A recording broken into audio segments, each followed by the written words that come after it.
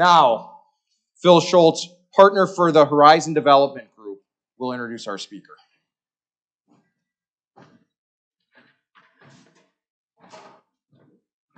Whoa.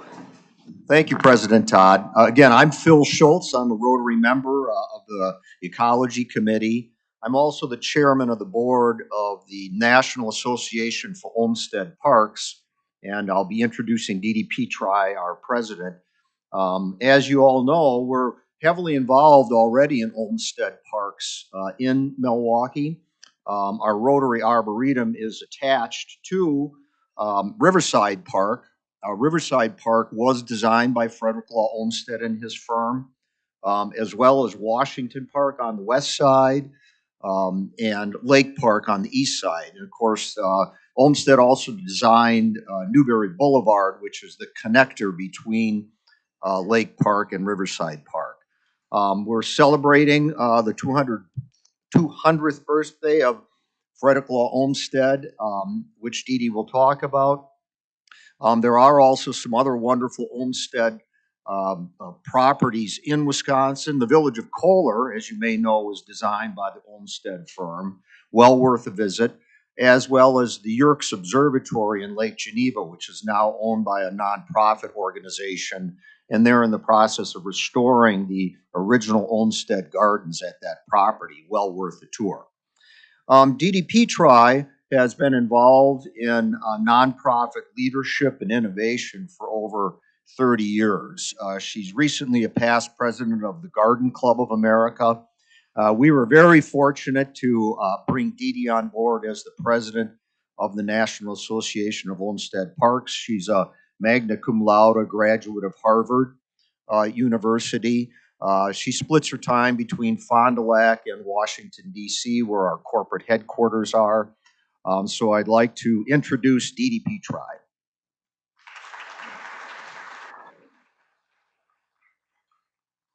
Well, thank you. It is a pleasure to be here today, and it is so nice to have a Badger as the national chairman of the National Association for Olmsted Parks.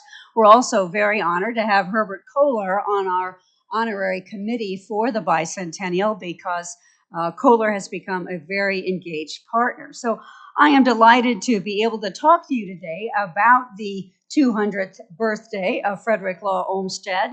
We are working with 10 national partners around the country, most of them green groups, but as you can see, one, American Public Health Association. I always like to do a particular shout out on that one because I think it helps to underscore the vast array of activities in which Olmsted engaged and the way his parks also engage various fields. So he turns 200, and as you've heard, Milwaukee is one of hundreds of cities and organizations around the country that are participating in activities throughout 2022 to celebrate this birthday.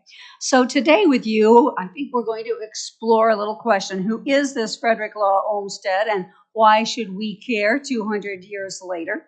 Born in April 26, 1822, he would go on to create the profession of landscape architecture.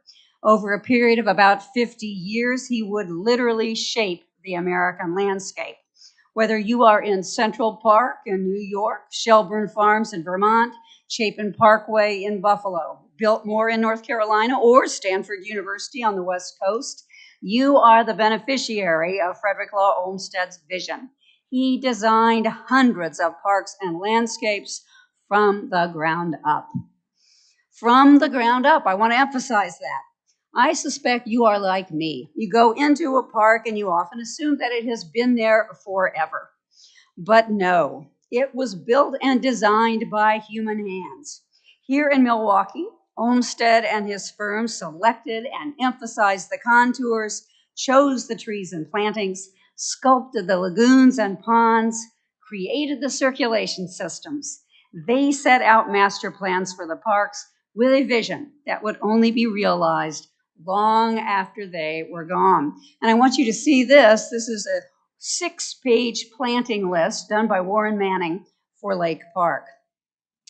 Olmsted's biographer, Justin Martin, says that Olmsted may be the most important historical figure that the average American knows least about.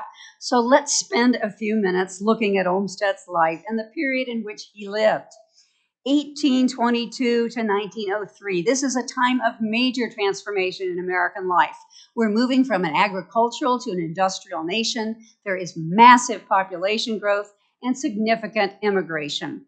Against this is the backdrop of the Civil War and, of course, pandemics. Olmsted's son died of cholera.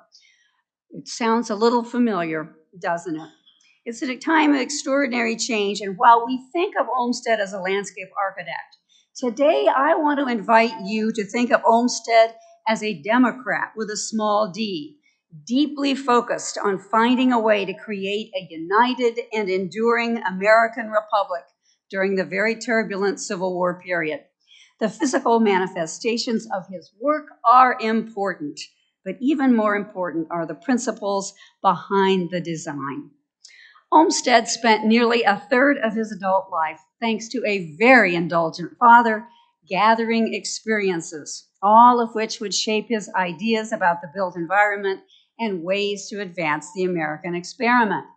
He gathered experiences as a dry goods store merchant.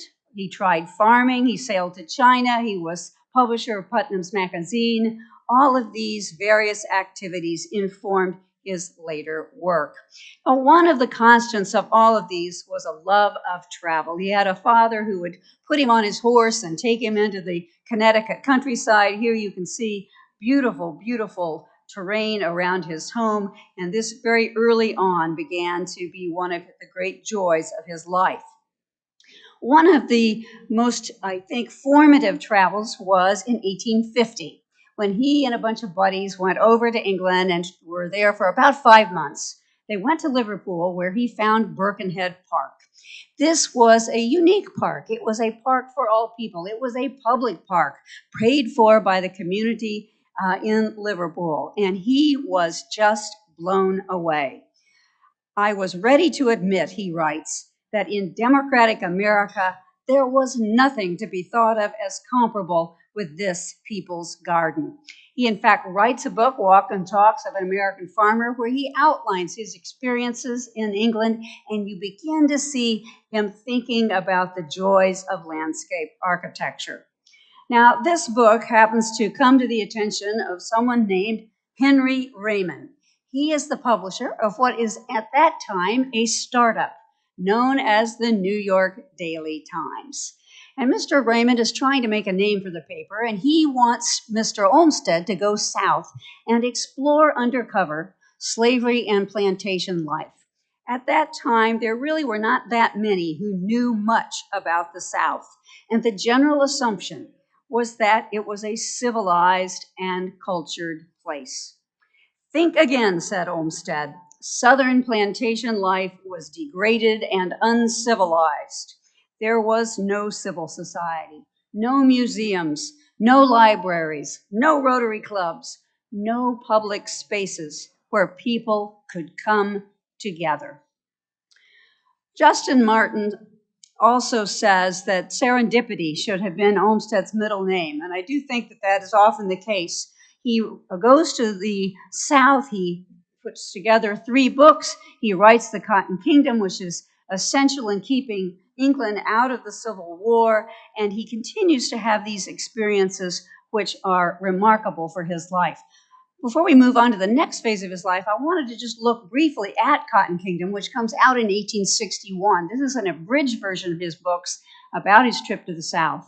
And it is credited, as I say, with keeping England neutral during the Civil War. And I think it's interesting, Professor John Stauffer at Harvard credits this book with perhaps being the best account of life in the South available at that time other than slave narratives. And Malcolm X, in his autobiography, credits Olmsted's account of the South in opening his eyes to the horrors suffered when the slave was landed in the United States.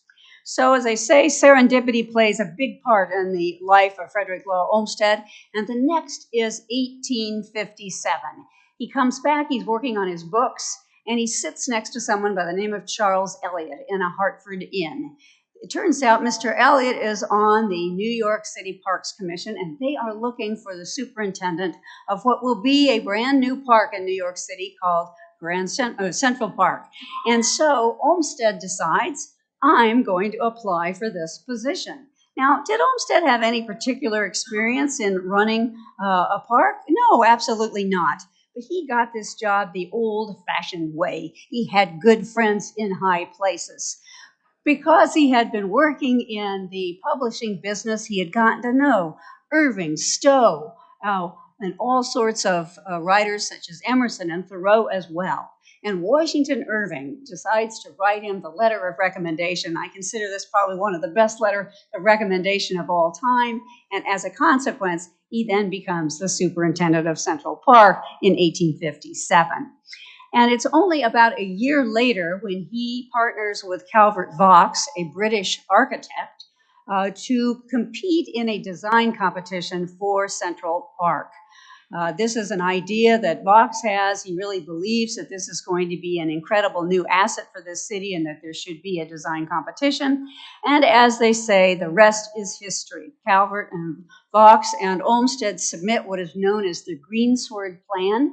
You see it here. And this is the plan selected from 33 options that becomes what we know of today as Central Park. Now, I always like to emphasize, and I said earlier, we have to remember that these places did not exist. This is what Central Park looked like before Olmsted and Vaux took their hand to it.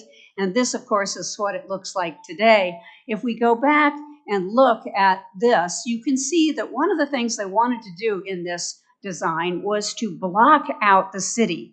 The edges of the park are very thickly planted so that the buildings could be pushed out. So I think it's very fun to look at this. Obviously, Olmsted and Vaux did not anticipate large skyscrapers when they were building Central Park, but I do think that the interplay of the two is wonderful.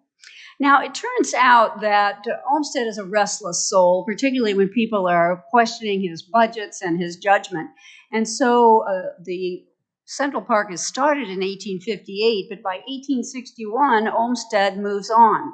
The war in 1861 is just beginning, and he is asked to go south to Washington, D.C. to head up the U.S. Sanitary Commission. He will be the first executive secretary of essentially an agency that relies on volunteers, largely women, to benefit Union soldiers. And so he goes there, he takes on this job, and over a 3-year period, he is responsible for saving thousands of Union soldiers' lives by improved sanitation and food. He lobbies Congress for funds to build modern hospitals. He organizes an efficient system for distributing supplies.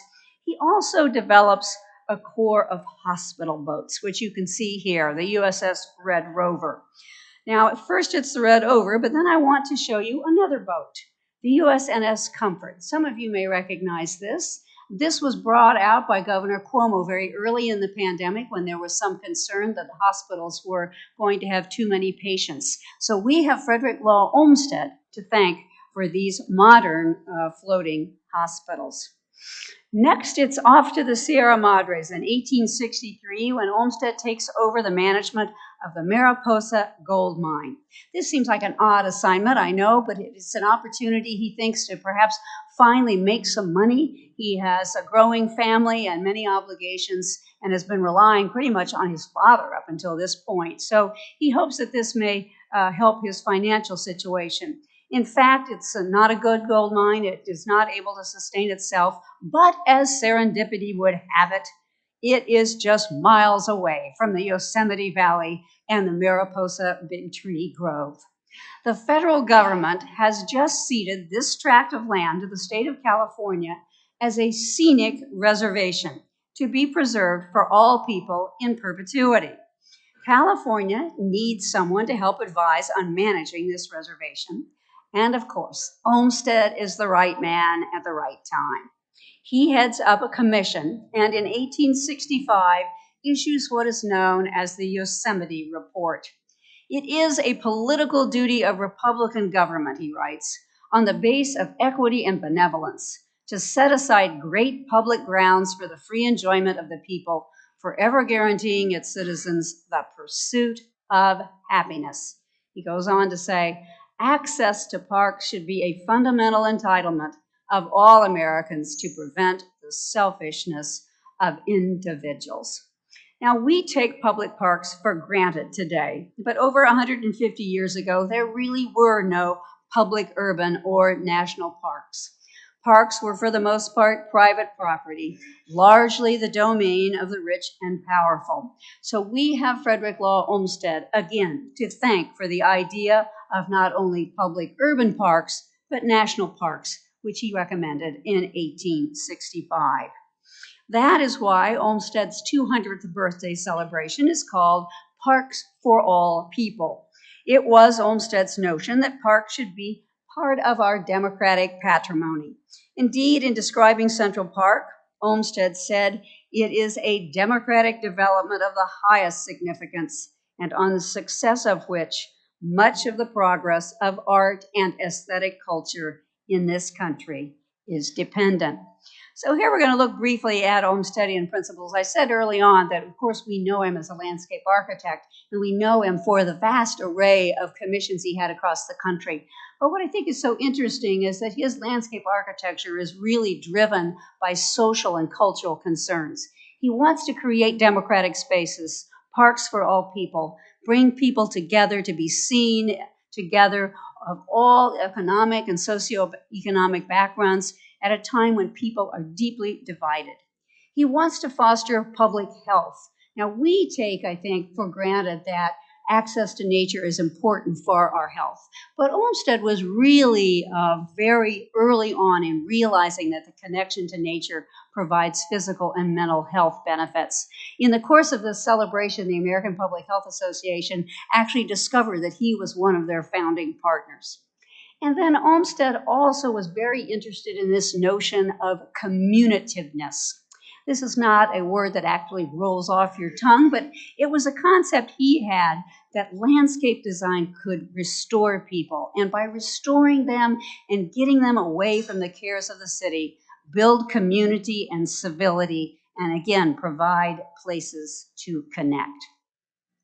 Now, Olmsted still refines this notion of democratic spaces through two other particular assignments.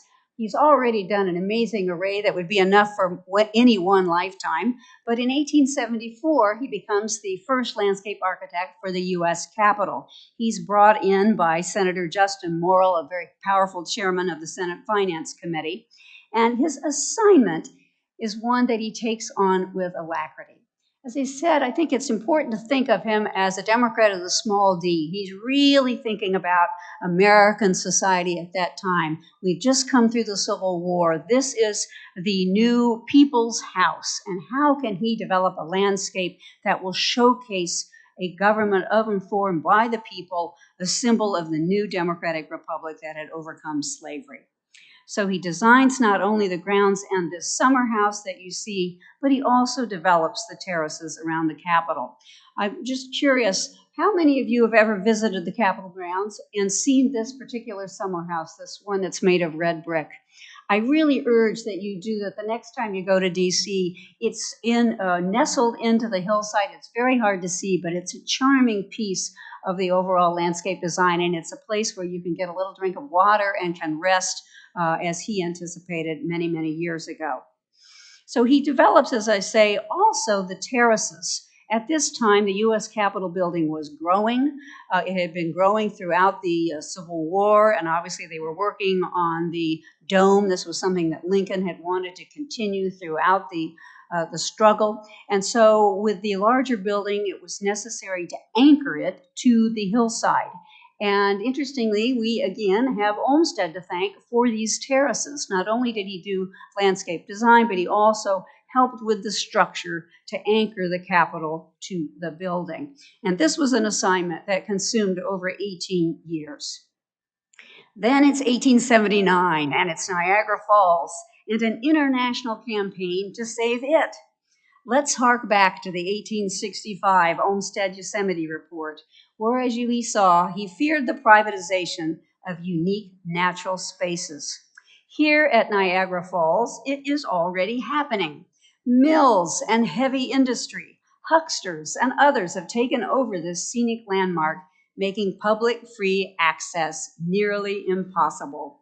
Olmsted will have none of it, and he gets none other than Darwin, Longfellow, Carlyle, and others to petition the state of New York. They successfully create the first state park. And I wanted you to see this. This is Niagara Falls lit up specially on Olmsted's birthday, April 26th. So now, let's move to 1892 and Milwaukee. As we know, we've come through the Civil War, the states remain deeply divided, there's been at least one economic panic in 1873, disease remains rampant. Faced with these substantial challenges, what did leaders do? Did they run out of the state until the problem had dissipated? No, they faced it up and said that they were intent on building a great city. And they responded with a period of extraordinary civic improvements. They saw a role for robust governmental engagement in the creation and support of public spaces and natural infrastructure. Olmsted designed the parks in Milwaukee because he was summoned by Christian Wall.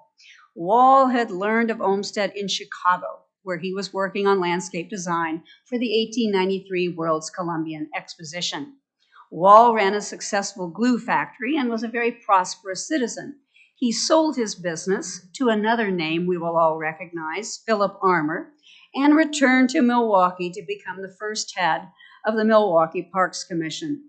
Wall, like city leaders in Buffalo, Rochester, Louisville, Atlanta before him, called upon the most respected name in the business, Frederick Law Olmsted.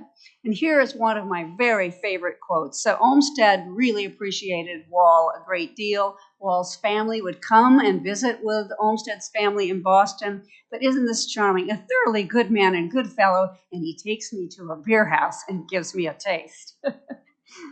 The commission in Milwaukee had just purchased a little under 300 acres, which were selected, according to the 1892 Park Commission report, to offer the best natural advantages located to afford accommodation for the greatest number and adhere to the general scheme of having a chain of parks around the city connected by handsome boulevards.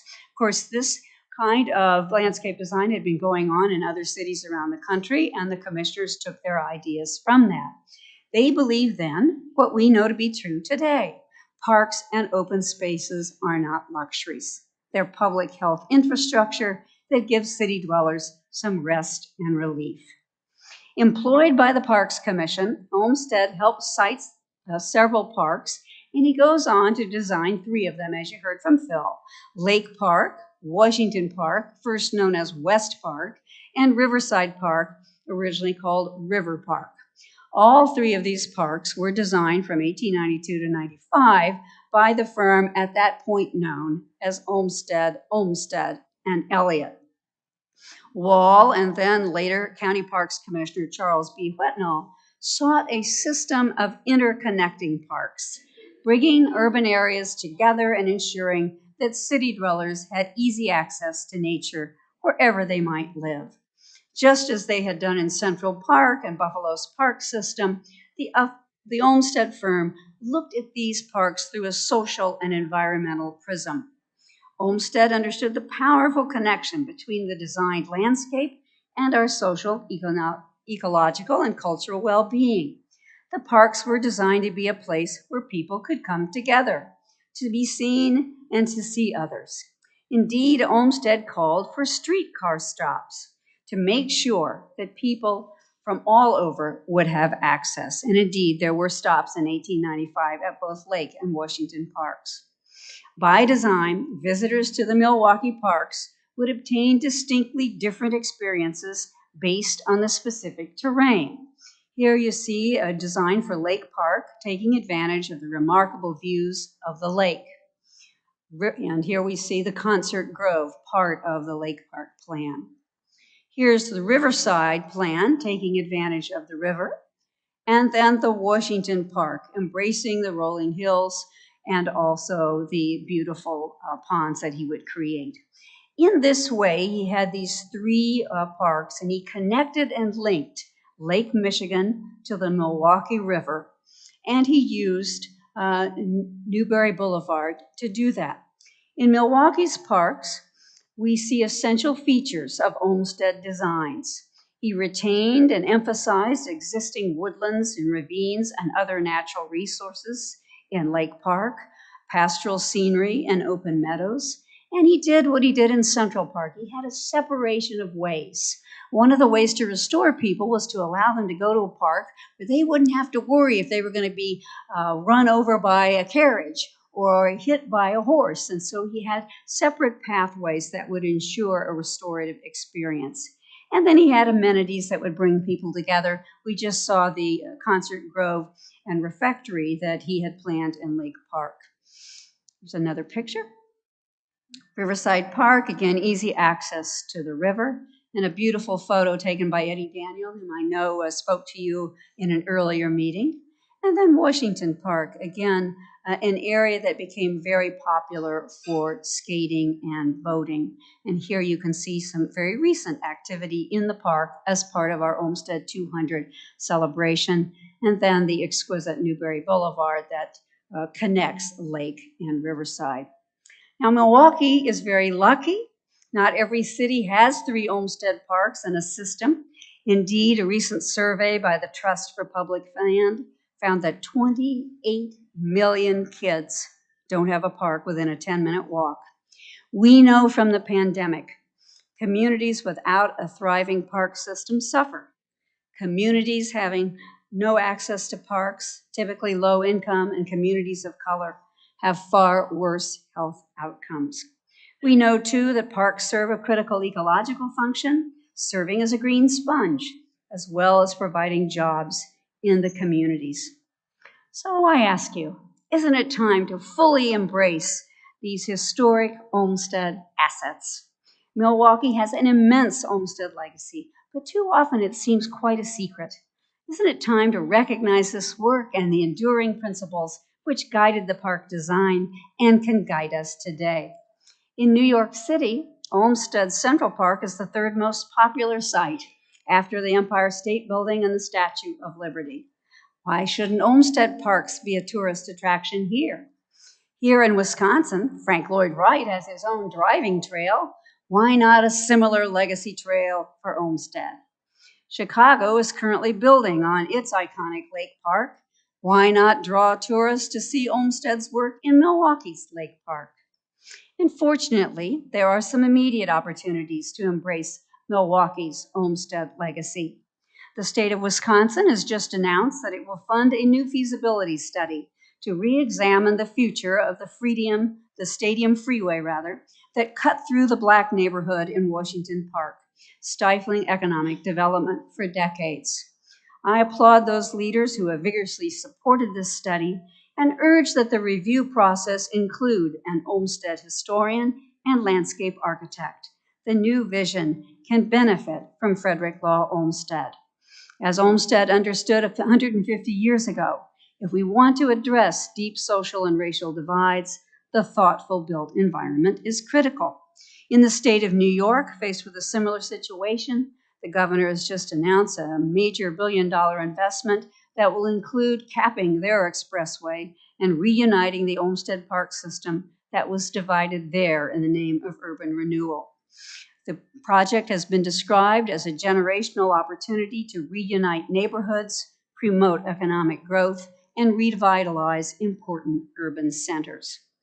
As communities now start to employ dollars made available by the infrastructure bill, it's a perfect time to embrace Olmsted's vision of parks for all people, to promote equity and connectivity in keeping with the city's master's plan. One study of note occurred in Seattle, promoted by park leaders and friends of Olmsted Parks, called Rebirth of Olmsted's Design for Equity. Among other things, the report called on the creation of a historic parks curator position and development of educational resources and programming on Olmsted Parks for staff and residents. It also called for increased funding.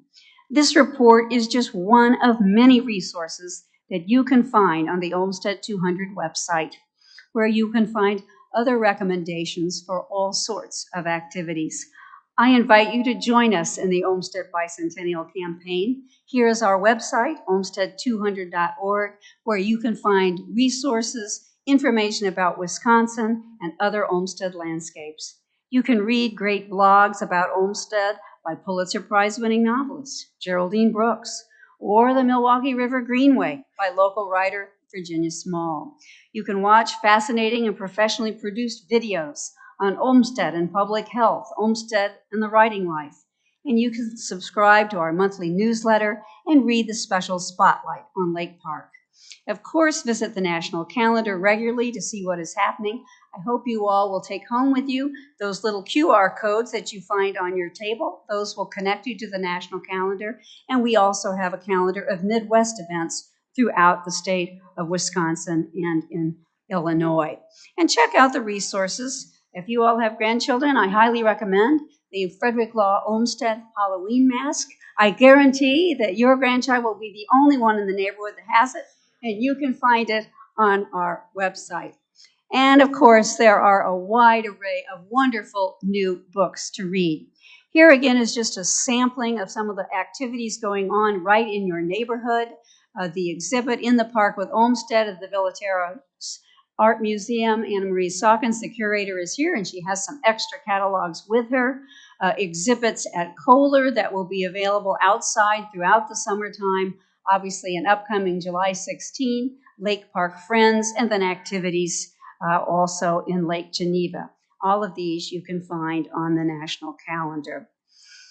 Now more than ever, I think it's up to us to advance Olmsted's vision of a truly inclusive spaces, parks for all people, and to ensure that these great spaces are preserved and protected.